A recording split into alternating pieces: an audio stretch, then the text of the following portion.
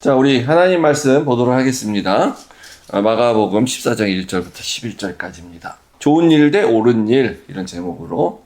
이틀이 지나면 유월절과 무교절이라 대제사장들과 서기관들이 예수를 흉계로 잡아 죽일 방도를 구하며 이르되 밀란이 날까 하노니 명절에는 하지 말자 하더라. 예수께서 베다니 나병 환자 시몬의 집에서 식사하실 때에 한 여자가 매우 값진 향유 곧 순전한 나드 한 옥합을 가지고 와서 그 옥합을 깨뜨려 예수의 머리에 부으니 어떤 사람들이 화를 내어 서로 말하되 어찌하여 이 향유를 허비하는가. 이 향유를 300데나리온 이상에 팔아 가난한 자들에게 줄 수 있었겠도다 하며 그 여자를 책망하는지라. 예수께서 이르시되 가만두라. 너희가 어찌하여 그를 괴롭게 하느냐. 그가 내게 좋은 일을 하였느니라.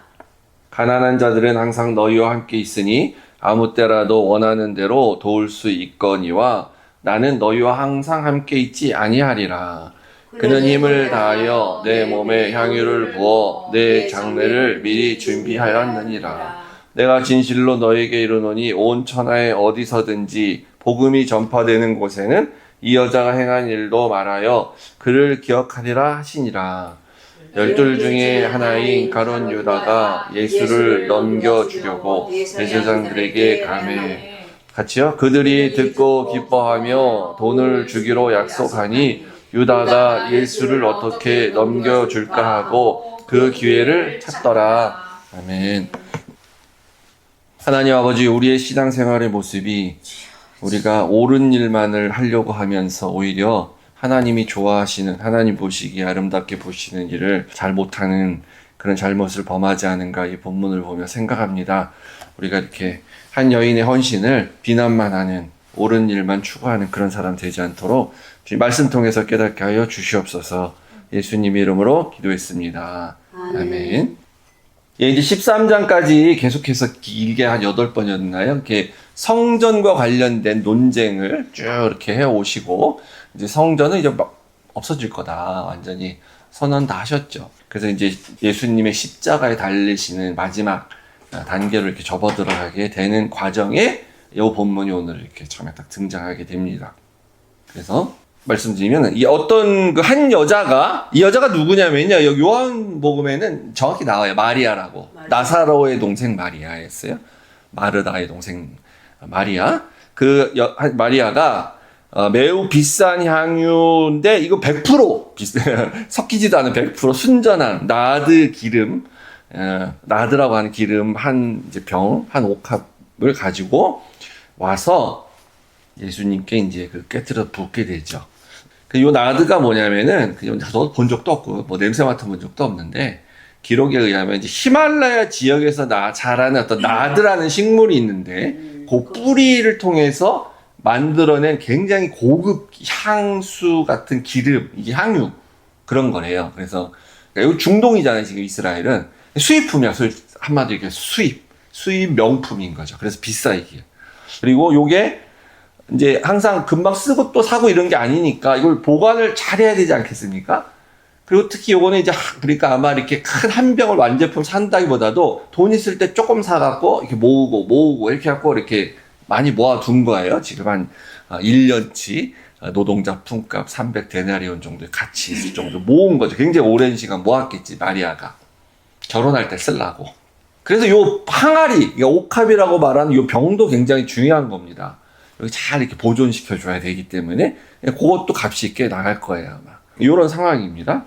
근데 이제 누가복음 7장에도 보면요, 요 향유를 이제 부어서 예수님의 그 머리로 발을 닦는 여자가 하나 나오는데, 그건 다른 사람으로 보통 봅니다. 요 같은 사람 아니에요. 마리아 아니고 그 사람은 아마 창녀였었는데 예수님한테 이제 사함받은 그 여자로 우리가 보통 이제 알게 돼요. 그래서 이제 요 본문을 우리가 주로 어떨 때 설교를 하냐면은, 헌신 예배 때. 여선교회 헌신 예배, 남전도회 헌신 예배 할 때 요 부분 자주 많이 이용합니다. 왜냐면은 이제 이 자기의 전 재산을 드린 이 여인을 이제 봐라. 이게 전 재산인데 얼마나 또 귀한 전 재산이냐? 혼수품으로 준비한 이 귀한 거, 자기 시집 가려고 뭐 하는 거, 요걸 예수님한테 다 드리지 않냐. 그러니까 우리도 헌신을 하나님 앞에 이렇게 해야지, 내가 뭐 쓰다가 필요하지 않은 거, 뭐 남는 거, 뭐 이런 거 드리는 거 아니다. 헌신 뭐 이렇게 하는 거죠. 그리고 또 그러면은 뭐 이렇게 나드 기름만 드리면 되지. 뭐 또 옥합은 왜 깨냐? 병은 또 왜 깨? 그럼 이것도 귀한 건데 당신만을 위해서 오직 유일하게 쓰겠습니다. 나는 다른 것을 용도로 해서는 안 쓰는 겁니다. 그러니까 우리 헌신이란 거는 이렇게 온전히 하나님께만, 온전히 예수님께만 드리는 거지, 뭐 다른 사람한테도 이렇게 했다가 저렇게 했다, 그런 뭐 아니다, 뭐 이런 거예요. 되돌릴 수 없는 난 헌신을 한다, 이런 걸 상징한다는 거죠. 그래서 결론은 우리도 그렇게 헌신해야 된다, 이런 헌신 예배 때 많이 하게 됩니다. 더군다나 이제 예수님이 그래서 9절에 이렇게 말하지 않았습니까? 요 일이 딱 있으니까 예수님이 온 천하에 다니면서 너희들이 복음을 전파하면, 복음이 전파되는 어느 곳에 가든지 이 여자가 행한 일도 말하라. 이거 설교하라는 얘기죠, 이 본문을. 헌신 예배 때 설교하는 거예요, 그래서.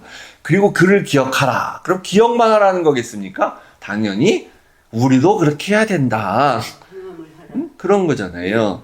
그리고 또 제가 이렇게 가끔 자주 이렇게 나올 때마다 말씀드리는데, 예수님 말씀 중에 진실로 뭐 혹은 항상 영원히 뭐 언제까지 이런 말 나오는 거, 불변하여 뭐 이런 나오는 거 굉장히 중요한 거니까 예수님이 그렇게 강조한다고 이렇게 하는 거라고 말씀드렸잖아요. 그러니까 어디든지 기억하라. 행한 일을 기억하라. 그러니까 이제 예수님 재림하시기 전까지 우리가 복음을 계속 전해야 되니까 거의 영원히 끝까지 해야 되는 거라는 거예요. 이게 굉장히 중요한 사건이라는 거지 않습니까? 좋은 말인데, 좋은 내용인데, 헌신 우리가 해야 된다는 것. 근데 요거를 지금 예수님이 본질적으로 그 얘기를 하려고 하신 거냐? 그건 아니야, 사실은. 이게 헌신에 대한 내용이 맞긴 맞아요, 분명히. 그게 전혀 아니라고 할 수 없습니다. 그리고 우리가 이제 확대 적용해서 보면은 우리가 당연히 그런 삶을 살아야 되죠. 그 필요 없다고 말하면 안 되죠. 근데 예수님께서 목적 자체가 여기 지금 이렇게 강조한 목적이 모든 사람들이 이렇게 좀 이어진처럼 좀 재산 좀 다 팔아가지고 좀 나를 섬기고 하나님께도 좀 바치고, 오늘날을 치면 교회에다 바치는 거겠죠? 그렇게 살면서 날 좀 기억해라. 그런 목적으로 하신 거냐? 그건 아니라는 거죠. 아니면 모든 사람들이 이렇게 전 재산에 가까운 재물을 만약에 드린다면, 그러면 하나님은 그걸 너무너무 기뻐하시는 것이냐? 하나님 정말 그런 걸 우리한테 원하시는 거냐? 그걸 말하려고 하는 게 아니라는 거예요. 우리가 할 수는 있어요. 하는 건 귀해요. 그럼 하나님 기뻐하실 거예요. 근데 모든 사람이 그렇게 하는 거 아닙니다, 당연히. 우리가 이제 나 죽으면서 나 자식한테 재산 안 줄 거야. 난 그냥 내 재산 다 하나님 위해 쓰기 위해서 무슨 재단을 만들든지 구제라든지 나 교회에다가 위탁해서 교회가 그런 일을 하게 한다든지, 그렇게 돌아가시는 분들 많이 있잖아요. 재산 안 주고 자식한테 일부 조금 준다든지, 어쨌든 다 안 주고. 그럼 하나님 기뻐하시죠, 당연히. 예. 근데 우리가 다 그렇게 살아야 된다는 걸 목적 가지고 하신 얘기를 아니라는 거예요, 이게. 왜냐하면 상황 속에서 봐야지, 당연히. 요게 왜 여기 들어가 있는지. 그래서 앞에 1, 2절과 뒤에 요 내용을 쏙 빼고 앞과 뒤만 보면요, 이제 이런 말이 있지 않습니까? 이틀 지나면 유월절과 무교절 시작되는데 이미 예수를 잡아 죽일 방도를 구하면서 계획을 세우고 있어요. 근데 이틀 뒤가 유월절이 시작되니까 요때는 좀 피하자. 여기 사람들이 많이 모이는 명절이니까 군중들이 예수를 추종하잖아. 그럼 밀란이 날 수도 있으니까 하지 말자. 요렇게 자기들이 논의를 하고 있었다는 겁니다. 제사장들, 서기관들도 그런 계획을 하고 있었고, 그 다음에 지금 분위기가 예수님 제자 중에 한 명인 가룟 유다가 예수를 팔아 넘겨 주려고 하는 마음도 품고 있었고, 그래서 대제사장들 찾아가죠. 그래서 이 계획이 좀 구체화되고 있는 상황이에요. 그 상황 속에서 이 얘기가 딱 들어가 있다는 겁니다. 그러니까 이제 가룟 유다가 예수를 넘겨주려고 왜 제사장을 찾아가서 꼭 여기 예수가 있어 이렇게 말해줘야만 하느냐? 그게 예전에는 그냥 그 배반자가 한 명이 필요해가지고 가룟 유다가 그 역할을 하는 거다 이렇게 단순하게 생각할 수 있었는데요. 저도 그렇게 본 적이 있었고, 아니 왜냐하면 예수님 공개적으로 다니셨잖아요, 다. 그 예수를 찾고자만 하면 뭐 가룟 유다 없으면 못 찾을까? 근데 그게 좀 아닌 면이 있어요. 그러니까 예루살렘을 가보면요, 이제 그 골목골목이 많아야 되게. 그러니까 예수님 광야에서 이렇게 산상수훈할 때처럼 저기 이렇게 막 말씀을 하시고 저기 앉으셔서, 그리고 쫙 사람들이 있으면 저기가 예수가 있구나 정확하게 알지, 그때 로마 군병이 본다면은. 근데 집으로 들어가셔서 어딘가 이렇게 있으시면 찾기가 힘들어요, 사실은요. 골목골목이 많고 로마 군인들은 예수를 정확히 보지를 못했을 수도 있거든요.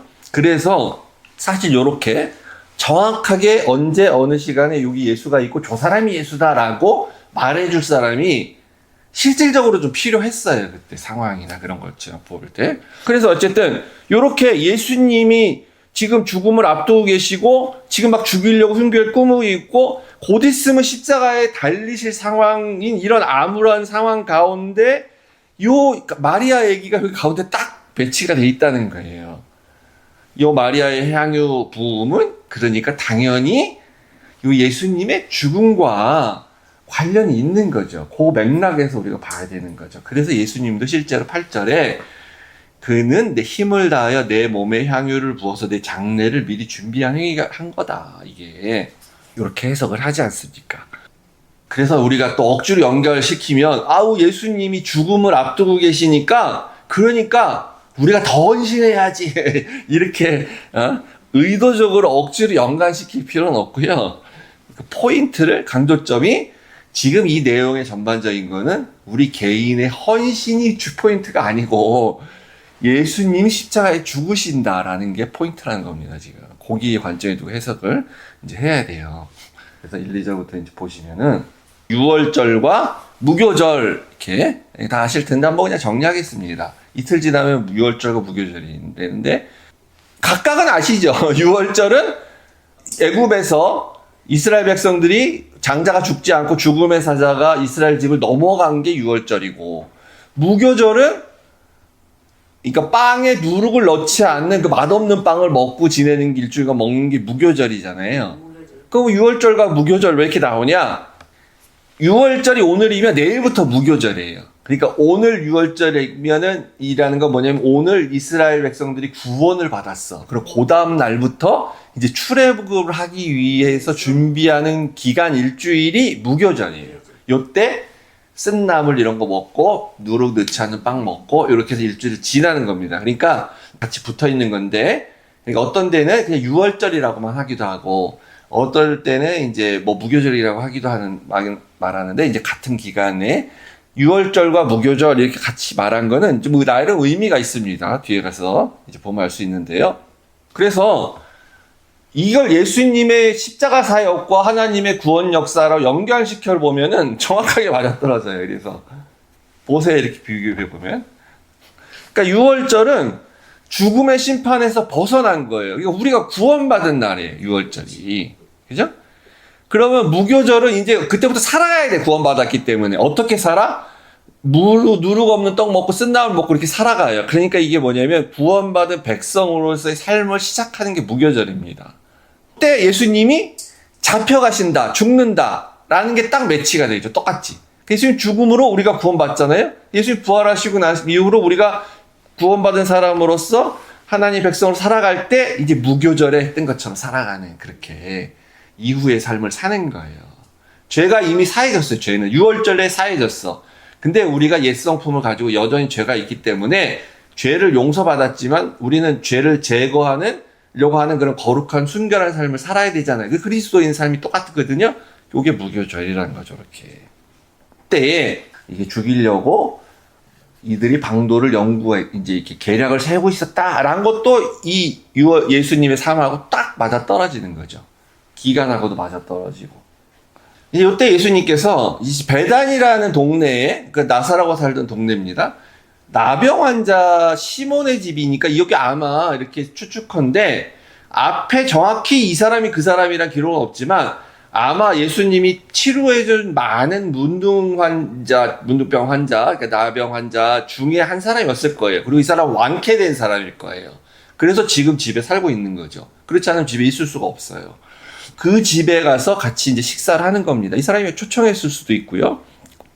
그러면 특별히 또 나병 환자란 집을 얘기하는 게 뭘까? 이런 예수님의 사역의 맥락 속에서 보면은 이 나병이 그러니까 오늘날은 의학적으로는 단순한 이제 피부병인데 구약적 의미에서는 요게 죽은 사람이거든. 영적으로 저주받은 사람, 죽은 상태. 왜냐하면 나병이 아시다시피 이렇게 그 통증을 못 느끼는 거잖아요. 살이 썩어 들어가는데도 아프질 않아. 그래서 이게 이제 계속해서 몸이 이렇게 다 망가져가는 그런 게 이제 나병 환자잖아요. 그러니까 그게 살아는 있는데 죽은 사람이랑 똑같은 거예요. 죽은 상태랑. 우리가 죽은 사람이 어떻습니까? 안 아프잖아. 죽은 사람은 아무리 뭐 칼로 찔르고 뭐 해도 안 아프잖아요. 죽었으니까. 그래서 나병 환자는 이제 우리를 지금 영적 의미에서 무감각한 죽어 있는 사람의 상태, 썩어가는 걸 모르는 그런 상태라는 거죠. 그 사람의 집인데 이 사람은 이제 회복된 사람이에요. 이게 바로 우리의 지금 영적 상태다. 우리의 영적 상태. 우리는 사실은 살아있다고 착각하지만 영적으로는 죽어가고 있는데 못 느껴 그거를. 그런 나병 환자는 그런 겁니다. 근데 거기서 이제 이 사람은 치유됐기 때문에 여기서 같이 식사를 하죠. 그래서 식사는 친교, 이제 우리를 지금 친교인데 이게 자주 말씀드린 것처럼 같은 식구가 됐다는 겁니다. 가족이 됐다는 거예요. 그래서 재미있게는 식구라는 한자어, 우리 식구예요, 우리 가족이에요, 우리 식구예요라고 말할 때 식구가 그게 이제 식자가 밥 먹을 때 식사할 때 식자고 구가 입구자잖아요. 그러니까 같이 밥 먹는 사람이 식구, 가족이다라는 한자어예요. 거기도 이제 그런 의미가 있는 거예요. 그래서 우리 같이 밥 먹으면 가족이다. 그래서 하나님하고 같이 밥 먹으면 하나님과 같이 식탁을 하면 하나님의 가족, 왕의 가족이 되는 거예요. 예수님과 같이 밥 먹으면 우리가 예수님의 가족이 되는 거고, 그래서 이때 이제 같이 이렇게 식구가 되어졌다라는 거죠. 그래서 요런 사람을 위해서 이제 예수님은 이 땅에 오신 것이다. 그래서 이제 요때 마리아가 그 전에 이제 자기가 체험한 은혜가 이제 너무 크고, 그 마리아는 그 전에 나오지 않았습니까? 너무 예수님을 사랑했잖아요, 마리아는. 그리고 오빠가 이제 다시 살아난 그런 경험도 했었고. 그래서 이제 자기가 예수님을 향해서 내가 너무너무 사랑하는 예수님을 위해서 내가 무엇을 줄 수 있을까 생각했을 때 아마 이제 자기가 모아둔 나드 향유 한 옥합을 가지고 와서 예수님을 이제 깨트려서 머리에 붓게 되죠. 그러니까 머리에 일종의 기름 부분 같은 걸 한 거죠. 요 4절, 5절에 보시면은 어떤 사람들이 화를 내어 서로 말하되 왜 어찌하여 이 향유를 허비하는가 이렇게 말해요. 요한복음에 정확히 나와요. 유다가 그랬어요. 유다. 근데 이제 어떤 사람들이라고 한 거 보면 다 여러 사람이 그렇게 동의했어요. 유다가 이제 말을 했겠지만. 그러니까 결론적으로 우리가 볼 때는 잘못된 거예요. 그죠? 잘못된 건데 근데 우리 결론 모른다고 생각해 보세요. 그리고 오늘날 우리의 세계관, 우리의 가치관에서 한번 생각해 보세요. 우리의 이 사회적 법 체계나 이런 걸 볼 때. 이 사람들이 그렇게 못할 만한 게 아니에요. 유다가. 그리고 틀린 말 한 것도 아니에요. 정당한 불평이 어떻게 보면은. 그리고 당시에도 그랬어요. 왜냐하면 지금 이제 이틀 지나면 6월절이라고 그랬잖아요. 이스라엘은, 유대인들은 명절이 오면 뭘 하냐면 구제를 합니다. 명절일 때 특히 가난한 자들한테 막 선을 베풀어야 돼요, 부자들은. 막, 그러니까 곡식도 나눠주고, 돈도 나눠주고, 뭐 옷도 좀 나눠주고, 막 이런 일을 막 해야 돼. 그래야 유대인이에요. 그런데 지금 이틀 앞두고 있는데, 아니, 이걸 팔아가지고 그런 구제 활동을 하는 걸 해야 되는 상황인데, 그것 못할지언정 이거를 깨가지고 머리에다 부으면 그거 다 없어지는 거잖아요, 전부. 네.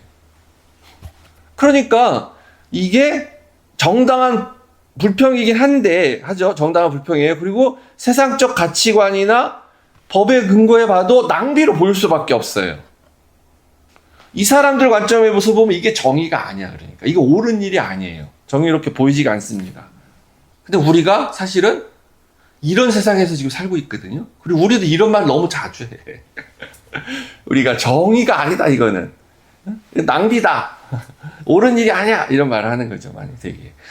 그렇게 살고 있는데 예수님의 대답이 전혀 달라. 그래서 예수님도 우리의 기준과 가치관으로 생각하면 예수님도 야, 너 말 잘했다. 그래, 우리 그렇게 살아야지. 정의롭게. 유다야, 네가 말 잘했어. 가난한 사람들 우리가 도우면서 살아야지. 이게 무슨 짓이냐? 이렇게 했을 것 같은데 그게 아니고 아니다. 가만두어라. 왜 그녀를 괴롭게 하냐 그러면서 뭐라 그랬습니까? 나에게 좋은 일을 했다. 이렇게 말하고 있죠. 나에게 좋은 일을 했다. 나에게 엄청난 재물을 깨트려서 나한테 향유를 부어서 좋은 일을 했다는 건가요? 그게 아니에요. 예수님이 여기서 옳은 일을 했다라고 하지 않죠. 옳은 일을 했다 이렇게 말하지 않아요. 잘 구분하셔야 돼요. 좋은 일을 했다는 겁니다. 좋은 일. 옳은 일은 정의의 관점에서는 이게 좀 아니다 싶은 거예요. 그러니까. 그죠? 근데 우리가 이 세상을 살면서 계속 보지만 소위 말해 옳은 일, 정의라고 말하는 게 과정이나 결과가 항상 좋은 게 아닙니다. 명분만 좋은 일이야. 그렇지 않아요? 실제 살다 보면은? 이런 말이에요. 그러니까 잘 풀어서 얘기하면, 그러니까 옳은 게 항상 옳은 건 아니다. 이런 말인데 풀어보면 이런 겁니다. 어떤 행동이나 판단이 원칙적으로는 옳아 보여요. 원칙적으로 맞아. 법적으로도 맞아. 그러나 상황과 맥락과 결과에 따라서는 저렇게 할 수밖에 없는 건가? 네, 저게 최선인가? 저건 옳다고는 할 수 없다. 이럴 때 많죠, 사실은요. 우리가 살고 있는 시대가 그래요. 한국도 그렇고, 미국도 그렇고, 다 똑같은데. 맨날 하는 얘기가 법대로. 되게 좋아요. 그런 말 하는 거 좋아해요. 법대로. 네. 법에만 안 걸리면, 뭐 이렇게. 그러니까 얼마 전에도 참 끔찍한 일이 미국에 있었는데, 너는 법을 위반했으니까 총 맞아도 돼. 이거 법의 관점에서 만약에 위반한 게 있다면은 그게 정의겠죠. 그게 옳은 일이겠지. 근데 그게 결과적으로 좋은 일은 아니죠. 전혀 좋은 일이 아니지. 그래서 이런 세상은 항상 옳은 일을 추구하는 것처럼 보이지만 좋은 세상이 아니야, 그런 세상은. 그래서 옳은 일은 물론 중요해요. 옳은 일을 하긴 해야 돼. 근데 이 옳은 일, 정의라고 말할 수 있는 옳은 일을 포함하는 더 큰 개념의 상위 개념. 하나님이 정말 원하시는 건 뭐냐? 그거는 좋은 일이라는 거예요. 좋은 일. 그래서 이 제자들의 분노는 어떻게 보면 옳은 일이에요. 탓할 건 아니에요. 뭐 이게 잘못된 건 아니지. 법대로 하겠다는데 뭐 탓할 건 아니지. 그래서인지 예수님도 이제 구제하는 것이 틀렸다. 뭐 이런 말 안 하지 않습니까? 그렇게 책망하지 않지 않습니까? 그러나 이제 좋은 일의 관점에서 보면 지금은 때와 상황이 아니지. 그래서 예수님이 가난한 자들은 너희와 언제든지 있지 않냐라고 말씀하지 하지 않습니까? 그러면 좋은 일이라는 건 뭐냐? 좋은 일. 이제 원어적 의미에서 보면 이 좋은 일이라는 게 뭐 크게 우리가 생각하는 거랑 다르지 않다고 보여지는데요. 적절한 거, 아름다운 거. 모두가 봤을 때 다 아름답다고 보고 적절하다고 보는 그런 어떤 행동이나 말. 그게 좋은 일인 거죠. 창세기에 하나님께서 세상을 창조하시고 보기에 좋았더라. 심히 보기에 좋았더라. 이렇게 얘기하시잖아요. 그때 좋았더라. 하나님 보시기에 좋았더라가 좋은 일이에요. 하나님 보시기에 옳게 보인다, 정의롭게 보인다 이렇게 얘기하지 않으셨잖아요. 그러니까 이게 하나님의 아름다움인 거죠. 하나님의 적절함인 거고. 그러니까 이게 결과만 놓고 보면 옳은 일이 아닐 수는 있어요. 그죠? 좋은 일을 하는 게. 그래서 어떤 사람이 좋은 일을 했다고 하는데 근데 이렇게 따져보면 약간 옳지 않은 일일 수도 있어. 법에 대한 관점에서 보면 비난받거나 처벌받아야 될지도 몰라요. 제가 구체적인 건 얘기하지 않겠습니다. 이제 우리가 다 판단할 수 있기 때문에. 그러나 이제 좋은 일이라고 평가받을 수는 있죠. 그 약간 뭐 모순처럼 들릴지 모르겠지만 살면서 그런 게 많아요. 구체적인 얘기를 하면 또 저 논란이 있을 수 있으니까. 근데 우리가 많이 겪고 살고 있습니다. 그럼 하나님이 원하시는 세상은 뭐냐? 당연히 하나님이 원하시는 세상은 법이 잘 지켜지는 세상이죠. 하나님이 우리에게 법을 주셨으니까. 율법도 법이에요.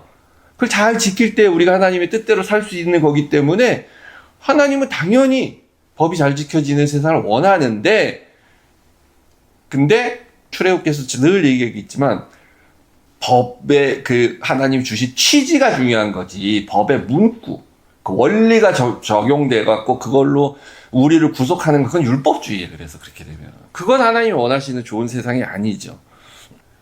법적으로 옳은 일이라고 할지라도 이것이 정의다라고 하더라도 너무 보면 적절하지도 않고 아름답지도 않은 것을 우리가 너무너무 많이 보기 때문에 우리가 그런 세상 속에서 잘 생각해 봐야 됩니다. 그리고 정말 하나님이 원하시는 좋은 일은 무엇일까? 각자 이렇게 우리가 잘 적용할 수 있을 거로 보여지고요. 좀 더 복음의 구속사적인 관점에서 이제 봤을 때 좀 말씀드리고 마치려고 하는데, 그 나드 향유는 그러면은 꼭 그 결혼 혼수품으로만 쓰였냐? 그게 아니고 장례용품으로도 쓰였습니다. 혼수용품으로도 쓰이고 장례용품으로도 쓰였어요. 근데 지금 이 상황이 굉장히 절묘하죠. 예수님이 죽으심으로 말미암아, 예수님이 그때 그리고 부활하심으로 말미암아 우리가 이제 교리적으로 성경적으로 보면 우리가 그분의 신부가 되죠. 그죠? 그러니까 우리가 신부니까 우리가 신부면 결혼 혼수 용품을 준비해야 되잖아. 이제 신랑 신부라고 치면. 그러니까 우리가 나드 향유를 준비해서 이렇게 드리는 건데, 근데 그 나드 향유가 지금 장례를 위해서 쓰여졌다 그랬잖아요. 그 신랑의 장례를 위해서 지금 쓰여졌어요.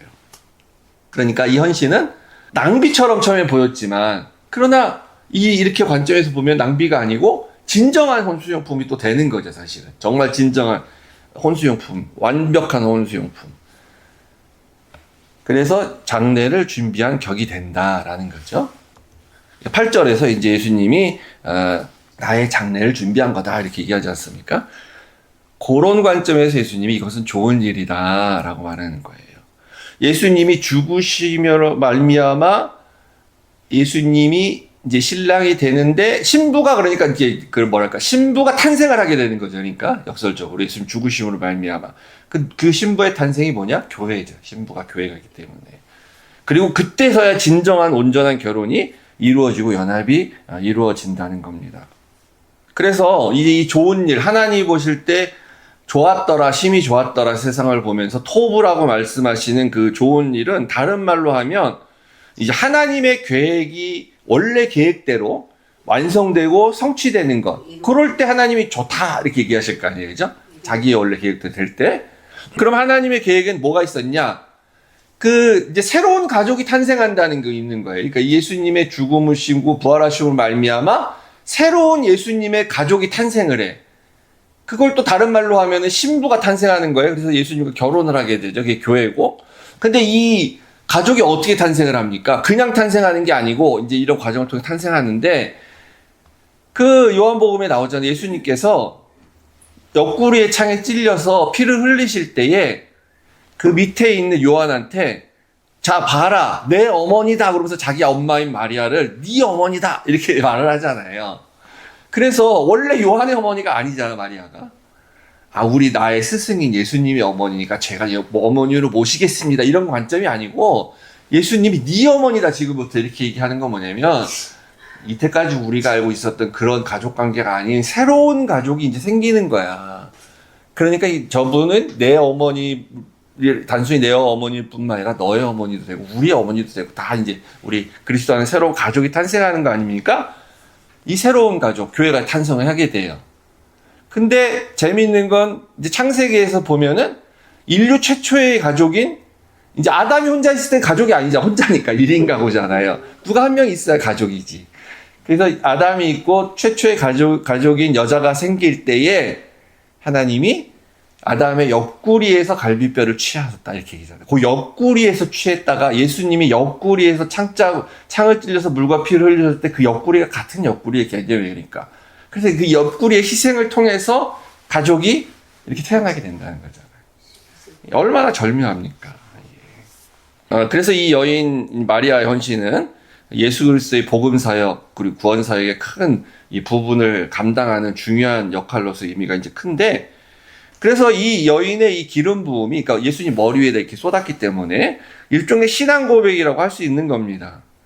그러니까 이 여인의 이야기가 전달되는 곳마다 뭐가 일어나야 되냐면 사실은 이 전 재산을 바치는 게 일어나는 게 아니고 복음에 대해서 신앙 고백이 일어나면 되는 거예요. 똑같은. 이 여인이 신앙 고백을 했잖아, 지금. 그 신앙 고백이 일어나면 돼.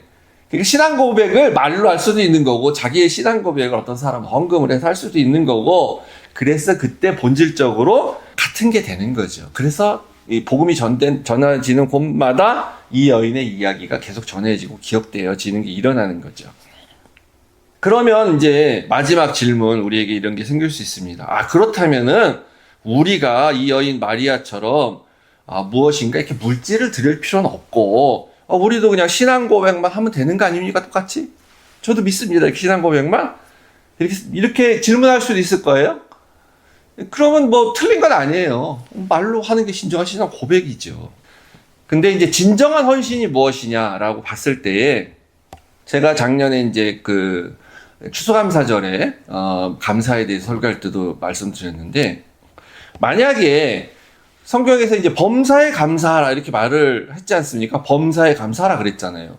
그럼 우리가 어떻게 하면은 범사에 감사하는 사람이 될 수 있는 것인가? 그럼 첫 번째 1번. 감사합니다, 감사합니다, 감사합니다. 맨날 내가 입에다 달고 살고 불평은 1도 하지 않고 이렇게 살면 너는 될 수 있어. 이게 한 첫 번째 방법이고, 두 번째 방법은 뭐냐면 너가 존재 자체가 네가 감사하는 사람이 돼야 돼. 존재 자체가. 그렇게 내가 평소에 늘 그렇게 이렇게 둘 중에 하나 어느 게 쉽겠냐 물으면 어떻게 말씀하세요? 뭐가 쉬울 거라고 생각이 되세요? 1번이 쉽지. 만약에 우리가 입으로 맨날 감사합니다, 감사합니다 하고 불평 안 하면 넌 평소에 범사에 감사하는 사람이 되는 거야 라고 말하면은 그거 얼마나 쉬워요. 그렇게 하면 되지. 그거 못 지키겠어요? 마음에 없어도 나는 행동으로 그렇게 하면 되는 거잖아요. 근데 그게 아니라 내가 그런 존재가 돼야 된다 그러면 그건 굉장히 어려워요. 어떻게 해야 내가 그 존재가 될 수가 있겠어. 근데 제가 드린 말씀이 이거예요. 우리가 이제 그런 존재는 못 돼도 존재가 되면 제일 좋겠지. 근데 우리가 연약한 인간이 되겠어요? 어쨌든 내가 그게 체득화돼서, 저는 이걸 체득화된다라고 표현을 했는데, 좀 체질화돼서, 체득화돼서, 그리고 내가 살면 내가 범사에 감사하며 사는 사람이 되는 거죠. 자동으로 하는 거지, 자동으로. 뭘 맨날 뭐 감사합니다 말하고 뭐 이렇게 추수감사를 되면 뭐가 감사하냐 적어보고 뭐 감사한 거 꺼리 적고 뭐 저 사람보다 난 감사해 그래도 뭐 이렇게 해서 감사한 사람 될 수가 없어요. 그게 어떻게 범사에 감사하는 게 될 수가 있겠어요? 그런 면에서 이제 헌신도 마찬가지. 내가 뭔가를 해서, 내가 어떤 액션을 해서 너가 헌신하는 사람이 된다면 그거 쉬워요. 그거 하면 되지, 그냥. 근데 그게 진정한 헌신이 아니고, 이 헌신도 마찬가지로 내가 헌신의 사람이 돼야 돼요. 헌신의 사람으로. 체질화, 존재 자체가. 체질화되든지 체득화되든지. 그래서 이렇게 좀 생각해보면 쉬울 수 있는데요. 헌신의 개념이 좀 더 구체적으로 이게 구체화된 대표적인 게 뭐냐면 그 나시린이라는 개념입니다. 나시린. 거룩하게 구별된 사람이다라는 거죠. 구약식 개념으로. 그래서 이 나시린은 그럼 어떻게 되냐? 자기가 내가 구별되어서 사는 사람이 되어줘야 된다고 자기가 그런 삶을 열심히 살아서 노력해서 되는 게 아니에요. 나시린은. 처음부터 태어나야 돼. 나시린으로. 부모의 서원이든 뭐든 간에. 그래서 이건 처음부터 이 사람은 나신이다라는 존재로 구별돼서 드려진 사람이에요. 그러니까 존재로서 나신이라고 할 수 있습니다. 그리고 나신이 자기를 드렸기 때문에 이 사람이 헌신으로 자기 자신을 다 드린 사람이죠. 근데 이 사람은 나신인으로 살아가기 위해서 이제 여러 가지 규례를 지켜야 됩니다. 하지 말아야 될 것들이 있어요. 그러면 그 규례가 이 사람한테 너는 자유를 포기하고 살라고 하는 강제로, 그래서 그래야 너 나신이 된다라고 주는 게 아니잖아요. 이 사람은 원래 나신이로 태어나서 나시로 살아가. 근데 네가 이러한 것만 안 하면 그럼 넌 계속 나신이냐? 라고 말하는 어떤 이 사람의 드려진 자기 자신을 전체로 하나님께 드린 헌신을 보호하는 하나의 울타리를 그냥 주는 거죠, 그게. 그래서 존재로서 나신이로 살아간다는 건 뭐냐면 내가 뭘 막 더해야 나신이 유지가 되는 게 아니고 그냥 하지 말라는 그것만 안 하는 범위 속에서 그냥 그 일정한 범위 안에서 살면 이 사람이 나신인 거예요, 그 사람은. 그래서 같은 개념으로 우리가 헌신된 존재라는 것은 뭐냐면 우리의 삶이 이미 하나님 앞에 드려진 삶을 살면 내가 헌신된 존재잖아요. 내가 뭘 해서 헌신을 하는 게 아니라. 그래서 내가 이제 물질을 하나님 앞에 드려서 헌신을 한다 그러면 그거는 내가 물질을 드렸기 때문에 헌신된 존재가 된 게 아니라 내가 헌신된 존재로 살아가기 때문에 그냥 내가 필요하면 언제든지 자연스럽게 하나님께 드리게 되는 거예요. 하나님께 드려야 된다고 하는 하나의 결과물을 뿌리는 거죠.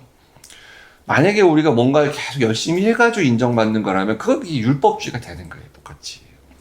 이제 원래는 그게 맞는데, 근데 문제는 뭐냐면 우리는 원래 나시린 같은 사람 태어난 사람이 아니잖아요. 그러니까 우리는 우리의 존재로서의 헌신됨을 볼 수가 없어요. 마음만 가지고는. 마음으로만 갖고 있기 때문에. 그래서 뭐냐면 우리는 언제든 흔들립니다. 상황에 따라서 우리의 헌신이 흔들려요.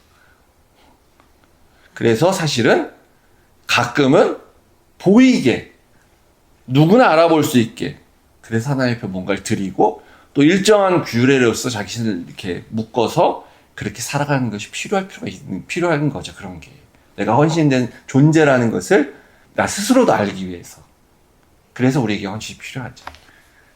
모든 것은 강제가 아니에요. 기독교의 원리는. 강제로 해서 연습해서 되는 게 아닙니다. 모든 건. 각자 자유롭게 스스로 결단해서 하는 것이에요. 그것이 진정한 헌신, 진정한 감사, 모든 면에서 진정한 용서, 진정한 사랑 다 마찬가지죠. 다 그렇게 우리가 살아가게 된다는 것입니다.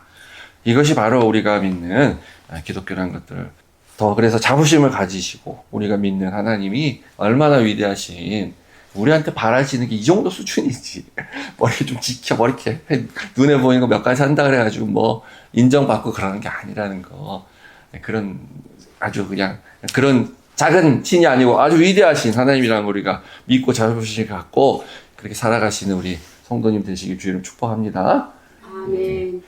그래서 이 본문 예수님의 그 십자가 사역과 관련하여 예수님이 하시고자 하시는 말씀을 전하고 있다라는 것을 명심하시기 바랍니다. 우리 보혈을 지나서